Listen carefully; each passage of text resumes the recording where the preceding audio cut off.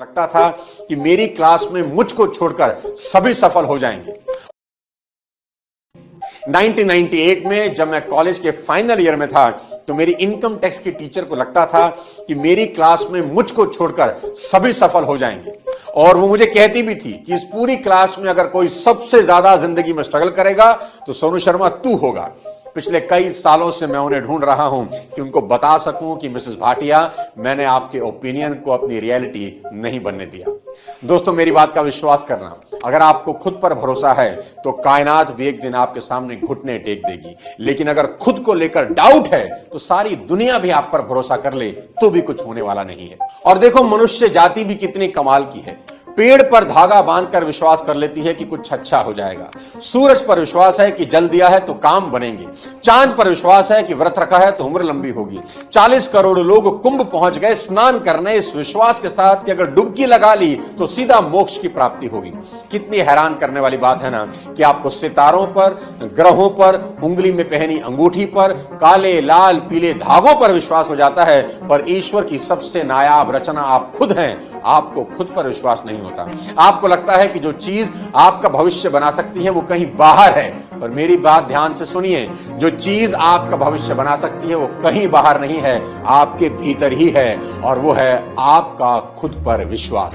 महाभारत का युद्ध शुरू होने को है और कुरुक्षेत्र में अर्जुन भगवान श्री कृष्ण से प्रश्न पूछ रहे हैं कि हे केशव, ऐसा कौन है जो जीवन में हार जाता है? ऐसा कौन है जिसे सिद्धियां नहीं मिलती? ऐसा कौन है जो कामयाब तो हो सकता है पर आखिरकार नाकामयाब हो जाता है? ऐसा कौन है जिसे जीवन में सुख नहीं मिलता? तो भगवान श्री कृष्ण अर्जुन को एक ही उत्तर देते हैं कि संशयी आत्मा विनश्यति, यानी संशय में जो आत्मा है उसका विनाश निश्चित है। यानी जो इंसान डाउट में जीता है वो जीवन की जंग हार जाता है। संशय यानी कि डाउट।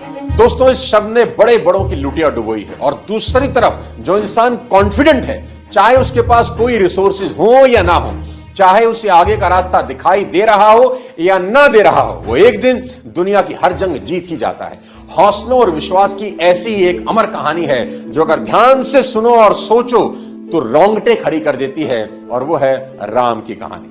जरा आप उस इंसान के बारे में सोचो जिसकी पत्नी को कोई अपहरण करके ले जाए, और जो अपहरण करता है किडनैपर है, देवता तक उसके सामने हाथ बांधे खड़े हैं, काल को जिसने अपनी कुर्सी के पाए से बांध रखा हो। पर सोचो, क्या राम कभी डाउट में थे कि पता नहीं पत्नी को वापस ला भी पाऊंगा या नहीं? और मुझे तो यह भी नहीं मालूम कि रावण उन्हें कहां ले गया है। दोस्तों, सेल्फ बिलीफ की इससे बड़ी मिसाल आपको पूरे ब्रह्मांड में ढूंढने से नहीं मिलेगी। जब मां सीता का हरण हो गया तो राम और लक्ष्मण मां को ढूंढ रहे थे, जंगल जंगल उनकी खोज कर रहे थे कि पता नहीं सीता कहां चलेगी। उन्हें यह तो पता था कि कुछ गलत जरूर हुआ है, पर यह नहीं पता था कि रावण उन्हें उठा ले गया है। जब तक वो जटायु से नहीं मिले थे, सीता को खोजते खोजते राम ने देखा कि एक वृद्ध गिद्ध जमीन पर लहूलुहान पड़ा है, उसके पंख कटे हुए हैं, अलग से जमीन पर पड़े हैं। तो राम ने जाकर उन्हें प्रणाम किया, उनका सर अपनी गोद में रखा, अपना परिचय दिया और उनका परिचय पूछा कि आप कौन हैं और आपकी ऐसी हालत कैसे हो गई। तब पहली दफा जटायु से उन्हें पता चला कि सीता को रावण उठा ले गया है। जटायु ने पूरी कहानी सुनाई और कहा, राम, मैंने रावण को रोकने की और बेटी सीता को बचाने की बहुत कोशिश की, पर रावण ने अपनी तलवार चंद्रहास से मेरे पर काट दिए। राम की आंखों में आंसू थे। जटायु का जीवन अब बस कुछ पल शेष रह गया। जीवन के अंतिम बेला में जटायु राम से एक सवाल पूछते हैं कि हे राम, तुम्हारी गोद में प्राण त्याग रहा हूं, निश्चित ही स्वर्ग को जाऊंगा। तो मुझसे पूछेंगे कि तुम्हारा और रावण का क्या बैर था, उसने तुम्हें क्यों मारा?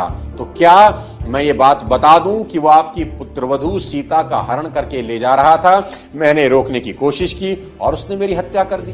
दोस्तों, राम का जवाब सुनिए। राम बोले, नहीं महात्मन, आप स्वर्ग जाकर पिताजी से यह बात मत कहना कि उनकी पुत्रवधू का हरण हो गया है, उन्हें बहुत दुख होगा। वे स्वर्ग जाकर भी मेरे वनवास और माता कैकेयी की कुटिलता पर बहुत दुखी हैं, और यदि वे सीता हरण जान गए तो अनर्थ हो जाएगा। और सीता हरण की बात सुनकर स्वर्ग के वैभव को त्याग कर वो यहां आ जाएंगे तो मैं उन्हें क्या मुंह दिखाऊंगा कि राम के रहते उनकी पुत्र वधू का हरण हो गया। बात करते करते राम अब कुछ कठोर हो गए और जटायु से बोले, सीता हरण तात जनी कहू पिता सन जाई, जो मैं राम तो कुल सहित कही दसानन आई। ये पक्षीराज, आप मुझे राम कहते हैं ना? जटायु ने कहा, मैं क्या, सर्वविदित है कि आप राम हैं। तो इस राम की प्रतिज्ञा सुन लीजिए। यदि मैं राम हूं तो यह सारा समाचार मरने के बाद रावण खुद मेरे पिताजी से कहेगा, मैं जा रहा हूं दक्षिण दिशा की तरफ, और अगर मैं राम हूं तो उस रावण को उसके कुल समेत मारूंगा। जब मेरे हाथ से मरेगा तो निश्चित ही स्वर्ग जाएगा। तो मेरे पिता उससे पूछेंगे कि रावण, तूने ऐसा क्या अपराध किया था कि राम ने तुम्हारा कुल नाश कर दिया? तो वो अपने मुंह से अपनी करतूत कहेगा, तभी मैं पिताजी को मुंह दिखाने योग्य हो जाऊंगा। गिदराज, आप मत कहिएगा। दोस्तों, यहां कितनी कमाल की बात सीखने की है, जानते हैं क्या? मैं बताता हूं। जिस इंसान को अभी तक यह नहीं पता कि मेरी पत्नी कहां है, कैसे ढूंढेंगे, कैसे जाएंगे, पैरों में चप्पल नहीं, कोई सेना नहीं, कुछ अता नहीं, पता नहीं, और युद्ध करना है उस राक्षस से जो परम शुभ भक्त है, देवता तक जिसके नाम से कांपते हैं, जिसका बेटा इंद्र को बांध लाया है, जिसके 10 सिर हैं, दशानन है। यहां श्री राम के पास अगर कोई चीज है तो वो एक है, खुद पर विश्वास। और जब इंसान को खुद पर भरोसा हो तो वो हर असंभव युद्ध जीत लेता है।